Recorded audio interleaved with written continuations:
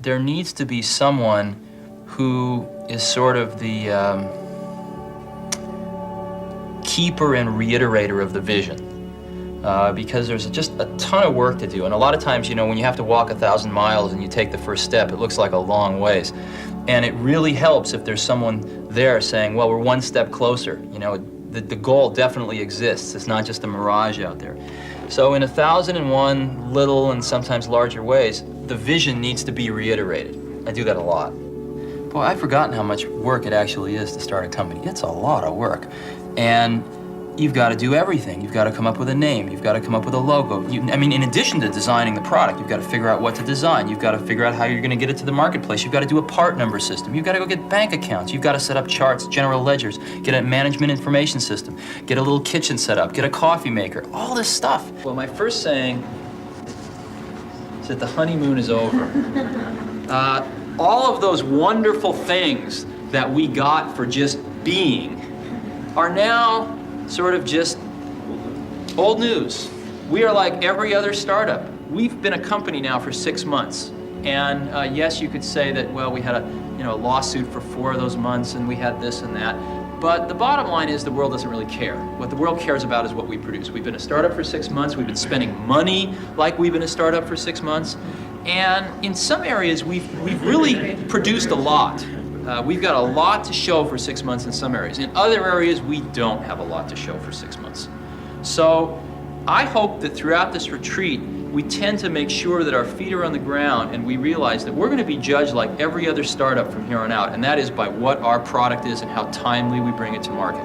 And getting a consensus on a common vision. We wanted people that were insanely great at what they did, but we're not necessarily those seasoned professionals, but who had at the tips of their fingers and in their passion the latest understanding of where technology was and what we could do with that technology, and who wanted to bring that to lots of people. So the neatest thing that happens is when you get a core group of 10 great people, it becomes self-policing as to who they let into that group. So I consider the most important job of someone like myself is recruiting. One of the things I've always found is that you've got to start with the customer experience and work backwards to the technology. You can't start with the technology and try to figure out where you're going to try to sell it. And I've made this mistake probably more than anybody else in this room. And I've got the scar tissue to prove it. And I know that it's the case. And as we have tried to come up with a strategy and a vision for Apple,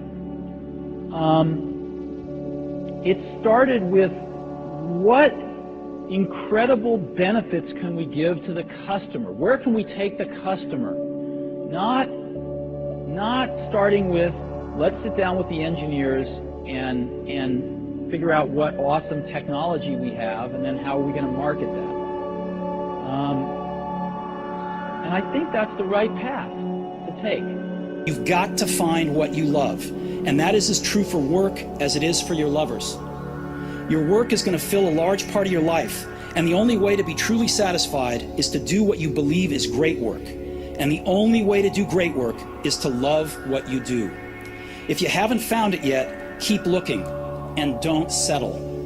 As with all matters of the heart, you'll know when you find it.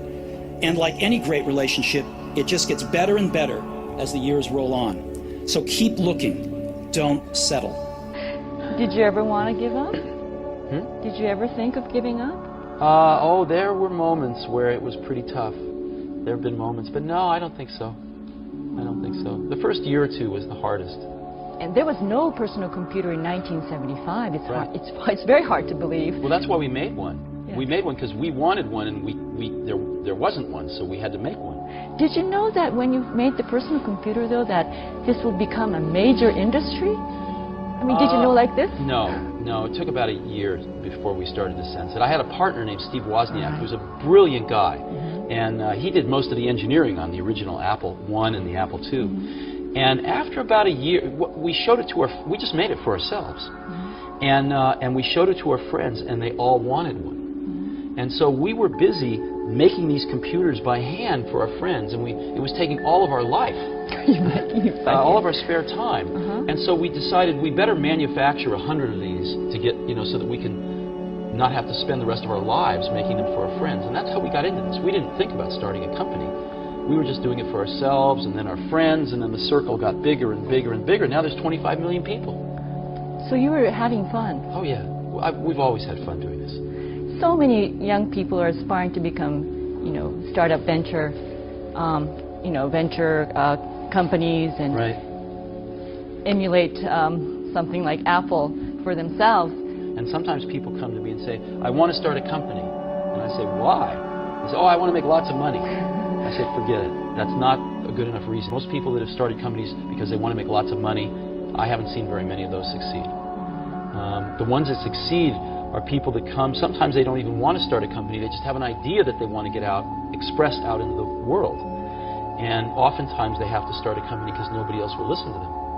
It's a company of 10,000 people. How do you permeate the message throughout all the employees? What do you say to them? Well, you permeate it by example, ultimately. And in other words, when something's not quite good enough, do you stop and make it better, or do you just ship it? And everybody watches to see how the senior management makes those decisions.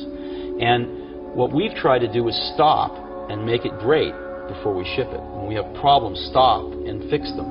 And by example, you can say anything you want, but everybody watches very carefully when you're in a difficult situation, what decisions you make, what values you have.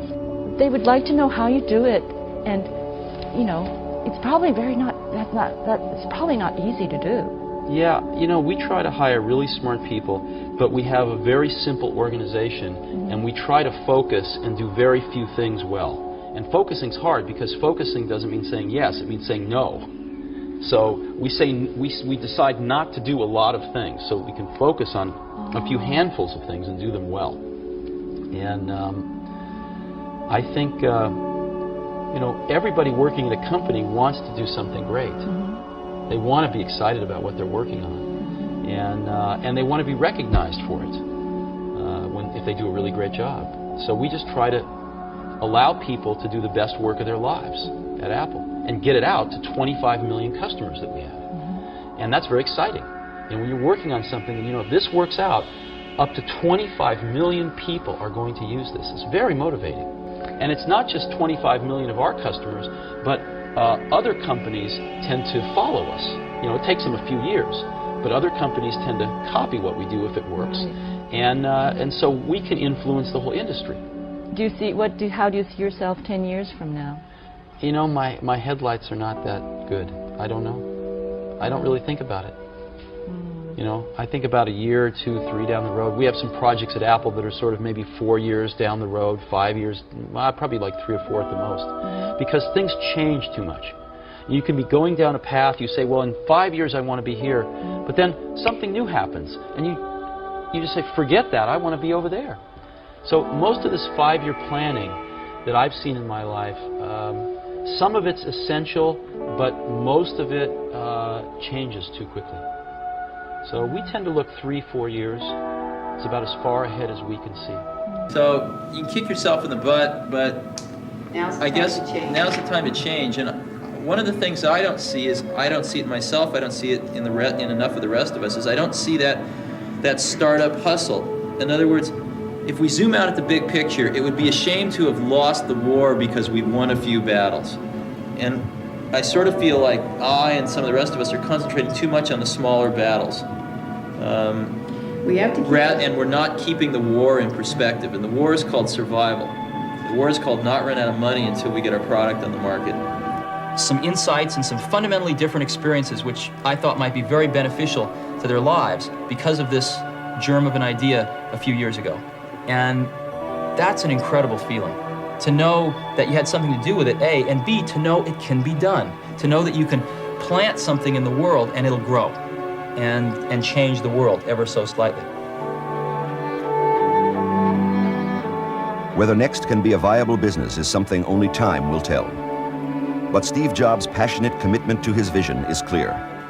And his certainty that it can be achieved and is worth achieving is a conviction to be observed in all successful entrepreneurs.